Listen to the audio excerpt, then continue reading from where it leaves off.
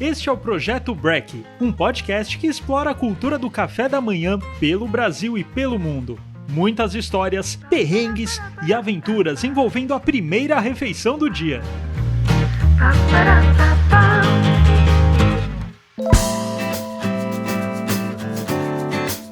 Olá, sejam bem-vindos a mais um episódio. Eu sou Guilherme Zawitch, idealizador do Projeto Break. Estamos aqui na Gup Comunicação, nossa parceira que grava e edita nossos podcasts. O convidado de hoje é Renato Gutierrez, degustador e comercial da Faf Coffees, que faz parte da Fazenda Ambiental Fortaleza, uma das precursoras do café orgânico na região da Mogiana, no estado de São Paulo e Mococa. Ele também trabalhou na linha de frente do Coffee Lab e do Isso é Café, como barista e controle de qualidade. Ajudou a criar blends para o grande público brasileiro e dá palestras país afora. O Projeto Break está no Spotify e no YouTube, então vai lá, ativa o sininho, curta e comente muito. Bem-vindo, Renato, tudo bem? Obrigado, Guilherme. Pô, é um prazer aí estar participando do Projeto Break. Um tema muito fluido para a gente falar sobre café. Muito bom falar com vocês também, estão ouvindo. Prazer estar aqui. O prazer é meu, cara, e obrigado. E, Renato, você praticamente respira café o dia todo, né? Dá curso, avalia torra, acidez, degustação e entende de vários processos. Como que é em casa? Você acorda, tem tempo de preparar um cafezinho ou meio que tem que acordar e ir embora? Interessante, essa pergunta é bem recorrente, inclusive. Não tem como não sair de casa sem tomar um café. Eu acho que tem esse momento aí que você se envolve com esse processo e prepara, né? Então, sempre de manhã eu preparo minha receita de mais ou menos uns 300 ml de bebida, que é o meu start para sair de casa. Então, sempre tem o cafezinho da manhã, assim, é uma coisa que parece que não só a bebida e a cafeína, mas a parte do processo já entra como uma coisa para startar o dia, sabe? Uhum. Então, todo dia de manhã tem café. Legal que você falou isso do processo, né? E qual que é o seu processo diário? Escolher o grão, geralmente eu tenho algumas opções em casa. Escolho o grão, peso, moo, eu tenho um moedorzinho manual, eu gosto desse processo de, não sei, até o processo de moer eu acho legal se envolver com isso. Escolho algum método de preparo e faço coado, geralmente é coado. Legal.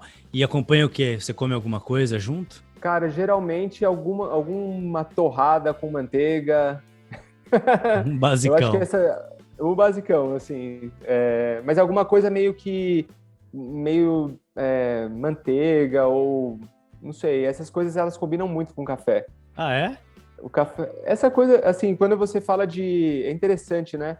Quando a gente fala de café com leite, isso é de certa forma um drink que a gente prepara, né? E a manteiga derivada do leite, Sim. tem algumas coisas que juntam com o café e dá super certo. Então o pão com manteiga é o melhor harmonizador de um cafezinho coado. Cara, eu acho que sim. Na minha opinião, é a melhor coisa que tem.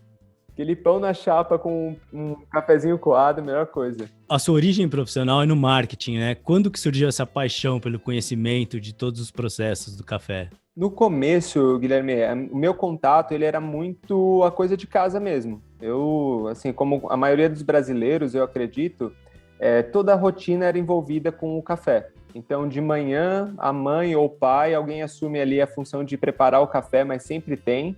Geralmente ele vai direto para a garrafa térmica, isso acontece muito. Sim. E então esse cheiro do café, esse contato com a família de manhã, eu acho que é uma coisa que está meio que enraizada com o brasileiro. Eu acho que isso acontece muito. E fora os eventos, né? Então você vai almoçar na casa de um parente. Ou ele te oferece o café na chegada ou é na saída. Com certeza. Então, esses momentos de reunião, eu mesmo criança queria fazer parte. Então, eu sentava na mesa lá e queria tomar o cafezinho junto com a galera, sabe? Queria ouvir, participar dos papos e tal. Então, acho que isso foi um grande motivador de eu me interessar por esse universo. Eu acho que me pegou nessa parte. E aí, uma ideia de eventualmente fazer um curso fora, de ir para fora do país, fazer um intercâmbio. Eu tive a ideia de fazer um curso de barista primeiro, porque eu gostava muito, eu já me interessava pela área, mas não profissionalmente, só curtia, e para ter uma posição fora do país, né? Uma profissão que eu pudesse iniciar sem falar a língua perfeitamente, sabe? Uhum. Para onde você foi? Na verdade, eu não cheguei aí, porque eu fiz o curso, eu fiz um curso e recebi um convite para trabalhar numa cafeteria aqui no Brasil. E eu estava tão pilhado com esse lance, foi uma carga de informação tão legal, assim, é um universo, assim, eu sou totalmente suspeito, mas é um universo muito interessante, né? O café, quem curte, começa a aprender e vai entendendo que o universo é muito denso mesmo. E a gente que faz parte de um país produtor, no Brasil, a densidade, o buraco ainda é mais embaixo, porque você tem possibilidade de conhecer fazendas de café aqui, né? Que os amantes de café fora do país não têm essa vantagem, vamos chamar assim. E aí eu acabei fazendo o curso e quis trabalhar na área, então eu acabei não viajando, não fazendo intercâmbio. Interessante que você falou isso das fazendas, né? O Brasil é o maior produtor e exportador de café ainda? É o maior produtor e o maior exportador de café ainda. E acho que vai ser difícil a gente ser batido, viu? A quantidade que a gente produz é muito grande. Muito grande. Que legal. Comparado com o mundo, quanto que é, mais ou menos? Assim, se a gente for falar termos mais genéricos, assim, mas só para entender o tamanho do Brasil, o segundo lugar não produz metade do que a gente produz. Quem que é o segundo lugar? O segundo lugar é o Vietnã, por incrível que pareça. Ah, é? Nossa. Tem alguns países que são conhecidos como produtores de café, né? Por exemplo, Colômbia, a África, a própria África, né, que é o país de origem, da onde o café é originário, eles estão em 7º lugar, 8º lugar, assim, o Brasil é muito maior do que eles. Que legal isso, cara. Para mim, a Colômbia estava ali na linha de frente também. Nunca imaginei o Vietnã. Eu já experimentei numa viagem, não para o Vietnã, em outro lugar, o café de vietnamita. Você conhece o café de vietnamita? Eu já tomei na Europa, que ele é gelado com do leite condensado. Leite condensado. É real essa história? Sim, sim. É real, é real. Eles fazem o café gelado, eles fazem como se fosse um concentrado de coado, eles têm até um aparelhinho próprio que eles usam, o usual deles, e eles coam em cima do gelo com o leite condensado embaixo. E Renato, interessante que você falou isso do Vietnã, porque a concepção geral da Ásia é relacionada ao chá, né? Então, por que o Vietnã é o segundo maior produtor? O que acontece lá? É o terreno? A região onde fica o Vietnã, se a gente for analisar no globo, essa faixa que fica próxima ao Equador tem as características ideais climáticas para a produção do café. Isso que eu estou falando de maneira geral, não necessariamente ligado à produção de café de alta qualidade, mas essa região deles é uma região que tem propensão a produzir café, e eles produzem muita quantidade. Então, tanto o Arábica quanto o Conilon, eles produzem bastante. Então, acho que é por isso que eles acabaram... Agora, se eles não são os maiores consumidores, eles estão entre os grandes produtores. Renato, legal que você falou de Arábica e Conilon, né? Gera muitas dúvidas nas pessoas. Qual que é a diferença básica, assim, rapidinho? Primeiro, a diferença entre as plantas. O Arábica, ele é mais sensível e o Robusta, ele é muito mais resistente. Então, a produção do Robusta é muito mais fácil do que do Arábica. E aí, da minha parte como degustador, é a complexidade. O Arábica, isso do grão mesmo, inerente ao grão, tem uma complexidade muito maior de sabores e aromas.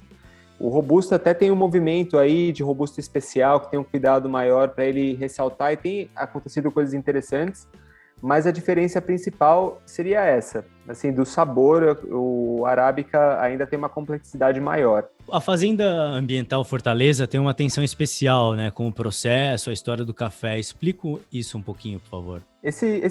O café e a parte da agricultura, cada vez mais a gente tem prestado atenção com relação a isso, né? Que uma coisa está ligada na outra. Então, quando teve o início aí do Felipe, do Marcos e da Silvia, quando assumiram a fazenda, era de fazer uma coisa que realmente valesse a pena, né? Então, acho que a gente tem uma coisa que eu ouvi eles dizendo uma vez. A gente sempre pensa em fronteiras, né? A gente constrói fronteiras entre países, fronteiras, muro em casa e tudo mais. E se você for pensar, na verdade, essa fronteira, ela não existe, né?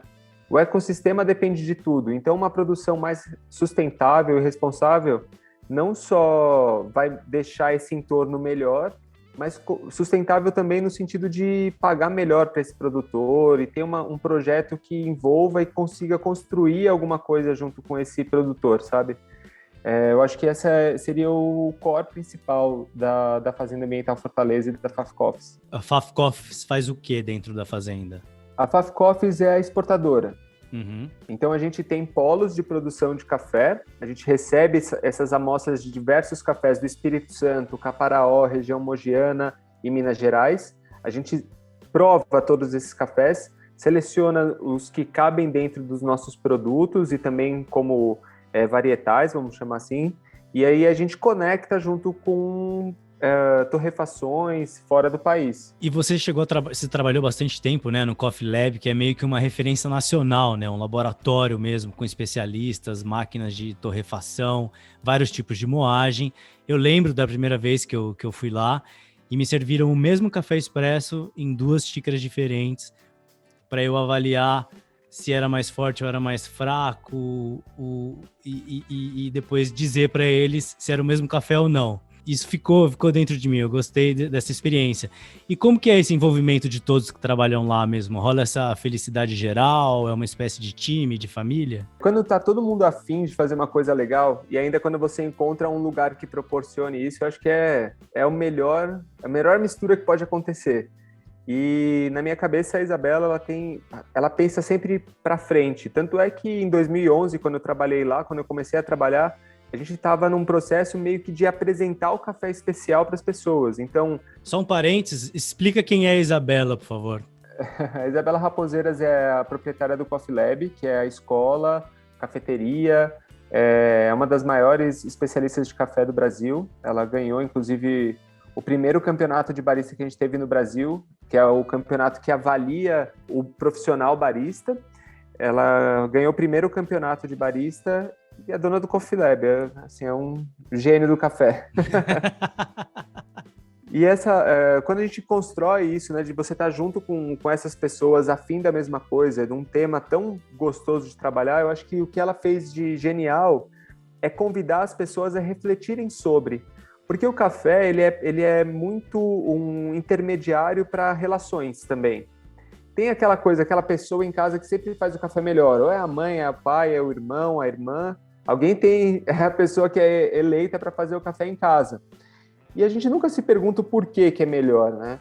Então, quando ela começou a trabalhar no Coffee Lab, eu acho que era muito isso. É o lance de você olhar o café e destrinchar isso. Fazer a pessoa parar um pouquinho, não é uma obrigação, mas parar um pouquinho e se perguntar, né? Nossa, de onde vem esse café? Nossa, ele é uma fruta. E por que é mais ácido? Por que eu estou sentindo uma doçura aqui? E eu acho que por isso que você fala isso, depois de muitos anos de ter ido lá, você lembra até hoje dessa referência, né? Porque isso te despertou uma curiosidade sobre isso, né? Como assim, né? Como pode ser? Então, eu acho que para mim foi fantástico, cara. Para mim foi não sei, se não fosse isso, eu não sei o que eu estaria fazendo agora. E, Renato, como que funciona uma torrefação de café? Cafeterias, hoje em dia, elas têm surgido esse movimento, né? Então, elas recebem o grão verde, elas provam. Inclusive, na Faf Coffees, a gente faz esse trabalho, né? A gente pega os cafés de diversos produtores, a gente entende mais ou menos o que essas torrefações querem trabalhar. Então, a torrefação prova esses cafés, avalia, vê o que interessa para eles e aí a gente manda para a torrefação. A partir daí, eles dão um tom nisso, né? Eles pegam esse café e trabalham diversos perfis de torra até chegar no ideal para eles e depois para passar a ser servido na cafeteria ou para ser vendido como pacotinho. Legal. E esses pacotinhos têm um padrão nacional de torrefação? É bem variado, é bem variado. Eu diria que quando a gente fala de café especial, geralmente é torra média, o pessoal faz uma torra média, mas é sempre olhar para o grão e tentar extrair o melhor dele. Então, eu acho que daria para construir mais ou menos esse parâmetro aí de um lugar médio do café especial, eu diria. Como que funcionam os processos, né, de preparação? São tantos métodos hoje, as pessoas fazem em casa ou vão na cafeteria especializada de tal método. O que é o método de preparação? Quantos são? Qual o seu preferido? Cara, é uma infinidade mesmo, né? E assim, eu vou te falar que a gente está falando aqui, provavelmente estão surgindo mais alguns.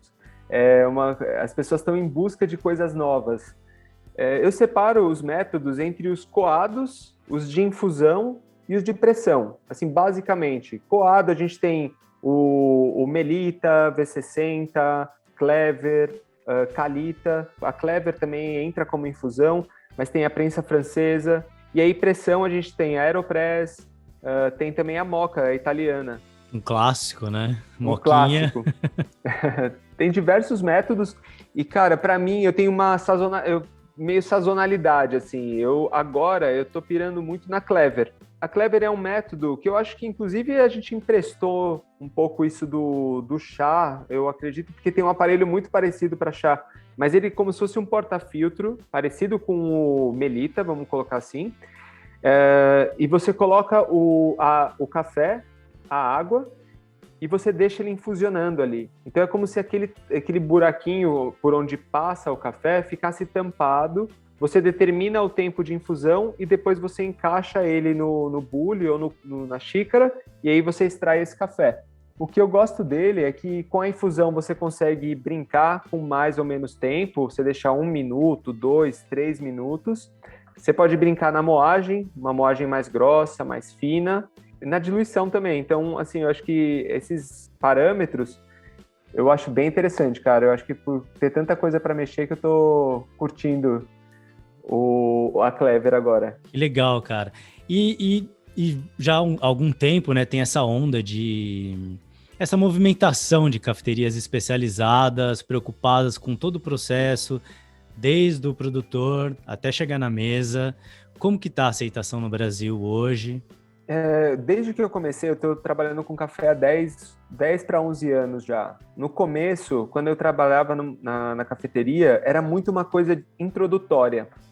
Então era muito um lugar onde a gente ficava para mostrar alguma coisa nova.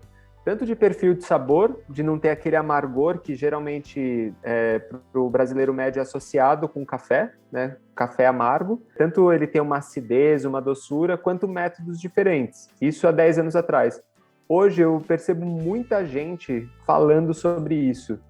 Tem aumentado muito o consumo de café de alta qualidade. As pessoas já querem um método diferente, já querem terroirs diferentes, ou seja, regiões diferentes. Eu acho que a aceitação está sendo muito boa.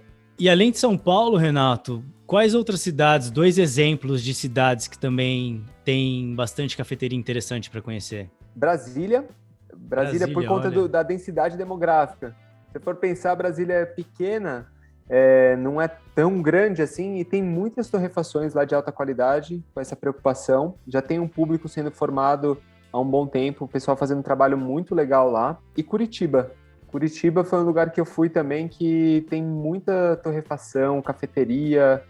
Eu acho que são 2 lugares que se destacam aí com a produção de café, com o consumo de café de qualidade. Dentro do projeto Breck, né, de Breakfast, café da manhã, tem algum café ou cafeteria ou café da manhã inesquecível que você tomou em algum lugar, uma viagem, ou pelo Brasil afora? Aí você tá numa fazenda agora, né, dando essa entrevista.